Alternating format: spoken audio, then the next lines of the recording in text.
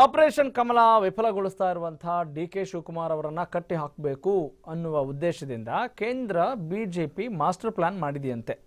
ಇಡಿ ಬ್ರಹ್ಮಾಸ್ತ್ರವನ್ನ ಪ್ರಯೋಗಿಸಿದೆ. ಹೀಗಾಗಿ ಡಿಕೆಶಿಗೆ ಬಂಧನದ ಭೀತಿ ಎದುರಾಗಿದೆ ಅಂತ ವಿಶ್ಲೇಷಣೆ ಮಾಡ್ತಾ ಇದ್ದಾರೆ ರಾಜಕೀಯ ವಲಯದಲ್ಲಿ.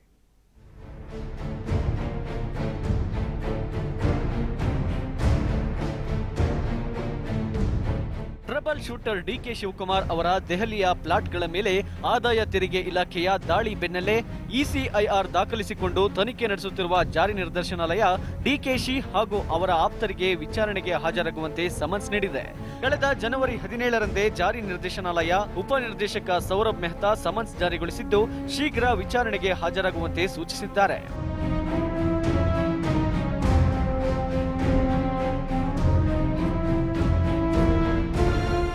ಆದಾಯ ತೆರಿಗೆ ಇಲಾಖೆ ಅಧಿಕಾರಿಗಳು ಡಿಕೆಶಿ ಹಾಗೂ ಅವರ ಆಪ್ತರ ಮನೆ ಮೇಲೆ ಹಾಗೂ ಕಚೇರಿಗಳ ಮೇಲೆ ದಾಳಿ ನಡೆಸಿದ್ರು. ಈ ವೇಳೆ ಡಿಕೆಶಿಗೆ ಸೇರಿದ್ದ ದೆಹಲಿಯ 4 ಫ್ಲಾಟ್ಗಳ ಮೇಲೂ ದಾಳಿ ನಡೆಸಿದ್ದಾಗ 8,59,00,000 ಪತ್ತೆಯಾಗಿತ್ತು. ಶರ್ಮಾ ಟ್ರಾನ್ಸ್ಪೋರ್ಟ್ ವ್ಯವಹಾರ ನೋಡಿಕೊಳ್ಳುವ ರಾಜೇಂದ್ರ ಮನೆಯಲ್ಲಿ ಡೈರಿ, ಟಿಪ್ಪಣಿಗಳು ಪತ್ತೆಯಾಗಿದ್ದವು. ಈ ಬಗ್ಗೆ ಜಾರಿ ನಿರ್ದೇಶನಾಲಯಕ್ಕೆ ಆದಾಯ ತೆರಿಗೆ ಇಲಾಖೆ ಅಧಿಕಾರಿಗಳು ಕೂಡ ವರದಿ ನೀಡಿದ್ದರು.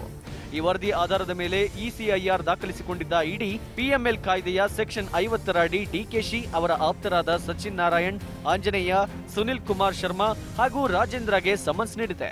ಏನೇನು ಸಮನ್ಸ್ ಬರಬೇಕು ಎಲ್ಲ ಸಮನ್ಸ್ ಬಂದಿದೆ.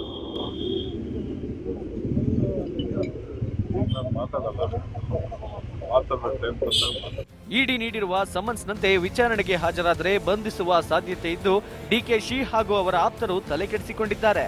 ಇದರಿಂದ ಪಾರಾಗಲು ಕಾನೂನು ಹೋರಾಟಕ್ಕೆ ಮುಂದಾಗಿದ್ದು ಐಟಿ ದಾಖಲಿಸಿದ್ದ ಖಾಸಗಿ ದೂರು, ಇಡಿಯ ಇಸಿಐಆರ್ ಹಾಗೂ ಸಮನ್ಸ್ ರದ್ದು ಕೋರಿ ಹೈಕೋರ್ಟ್ ಮೊರೆ ಹೋಗಿದ್ದಾರೆ. G Manjunath, crime bureau, TV5.